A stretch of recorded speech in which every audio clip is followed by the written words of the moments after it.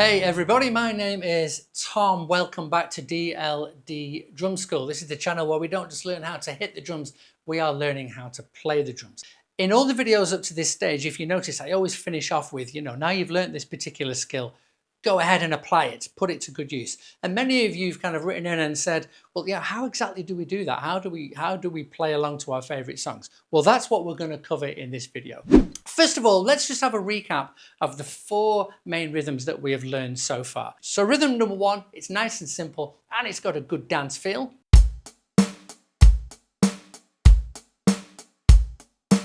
We've learnt rhythm number 2, it's got a good rock feel to it, and also if ever you're not sure which one to use this one. This is the one to memorize. It fits so many situations.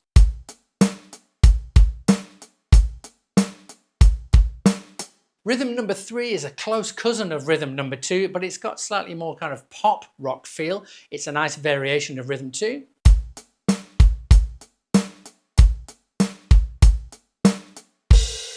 And rhythm number 4, a little bit harder. This has got more of a kind of funky feel. Goes like this.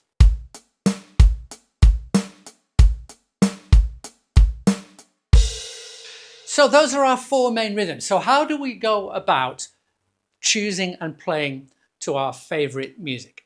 Well, the first thing to say is I would recommend you choose any song at all that you like. And the only thing to be careful with is that the tempo, the speed, is not too fast.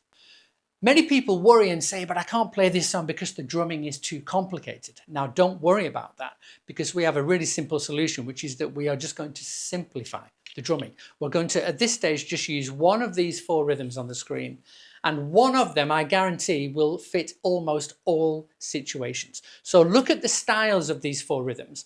Listen to the song that you're wanting to play along to. And the first step is to just ask yourself, right, which one of these 4 rhythms do I think is going to be the best fit for this style of drumming? And the first thing that we're going to aim to achieve is to choose and take the rhythm that is the best fit, and just to try and play the song from start to finish all the way through using exactly the same rhythm.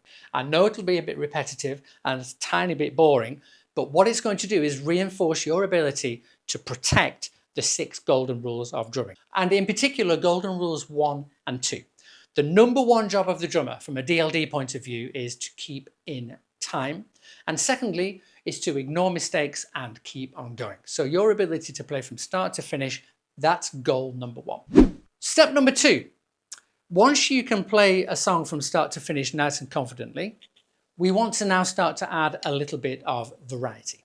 And what you'll very often find is that the 4 most common phases of arrangement is the introduction, then you'll have a verse, there'll be a chorus, and then there'll be an outro. So intro, verse, chorus, and outro. So for you to be able to do that, the biggest challenge, as we know already, is going to be change. It's going to be the transitions. So if you're playing one particular rhythm for the verse, and then you anticipate and feel that the chorus is coming, try to manage the feeling of that transition so it's nice and clean when you get there. So let me give you a demonstration, 8 bars. We've done this before in a previous video, but let's say 4 bars of rhythm 2 transitioning into 4 bars of rhythm 3. 3, 4.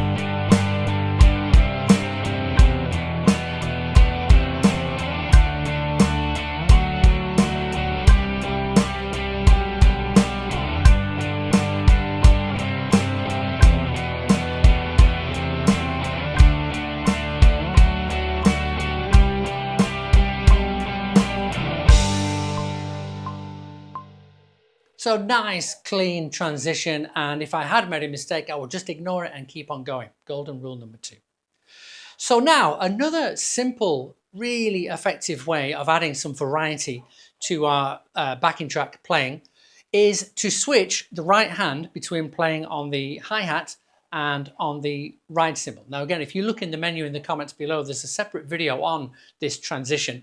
It's probably a little bit ahead of where we are now, but I thought I would share this with you just so you can see just switching to the chorus on the ride cymbal makes a really big difference to the variety in the ears of the listener. So I'm going to do 4 bars on the hi-hat, 4 bars on the ride. 3, 4.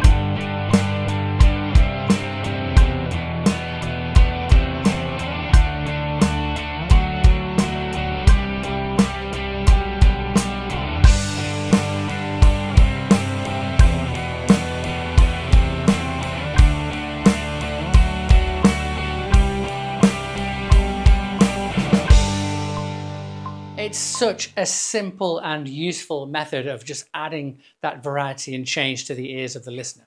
So simple rule, you could set yourself a guideline for now: verses on the hi-hats, choruses on ride cymbals, but only when you're feeling comfortable to do that. Now, the final stage, I would say, of learning how to play along to your favorite songs is to just add now the final details of expression, those smaller details. I always use the analogy of building a house. So if we say playing with just one solid rhythm from start to finish, step one, that's kind of like building the foundations and the walls. And then stage two is to add a different alternating rhythm, maybe say for the choruses. That's like the windows and the doors of the house. Well, the final stage is the decoration. It's where do we hang this painting in our new house? Where do I put this vase? And these are the small details that makes your house become personal to you. It's the thing that gives your house the expression and the detail that makes it unique. And it's exactly the same for our music.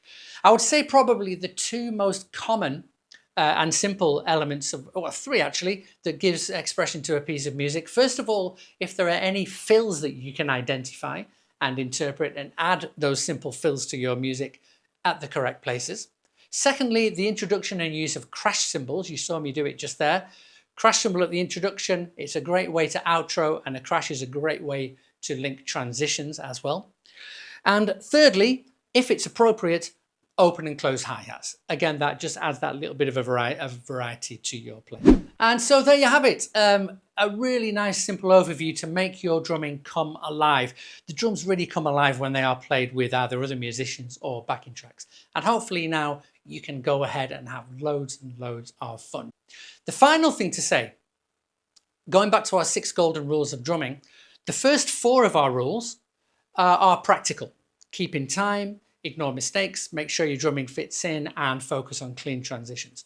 I want to draw your attention now just to golden rules number 5 and 6. These are more of an approach, but they make such a difference to the way that you communicate your music and come across to your audience. So golden rule number 5, just to play with a nice relaxed style. I totally understand that to begin with, you've got so many things to think about and you may be a bit tense. But as you relax from the top of your head, it's amazing how it gives your body that freedom and allows those sticks to become an extension of you. And golden rule number 6 is to play with confidence. When we play with confidence, it gives us that freedom, and again, it allows our body to move. The other great thing about playing with confidence is it really, really helps golden rule number 2. Can you see how they're all starting to kind of link together now? Because if I do make a tiny slip, a tiny mistake, if I'm confident about myself and my playing, I'm just going to smile. I'm going to laugh at my mistakes. Whereas when we're low on confidence, it can make us sort of close in and go inside ourselves. So playing with confidence, good straight back, smile at your mistakes. Nobody will even know that it happened. So congratulations. This is a really important stage in your drumming now, because the world is opening up and you can start to play along to so many different backing tracks and songs. Choose your favorite ones. Thank you so much for watching this video. Remember, keep on enjoying your music. Keep on practicing, keep on playing, and everything you do, do it like a drummer. We'll see you in the next video.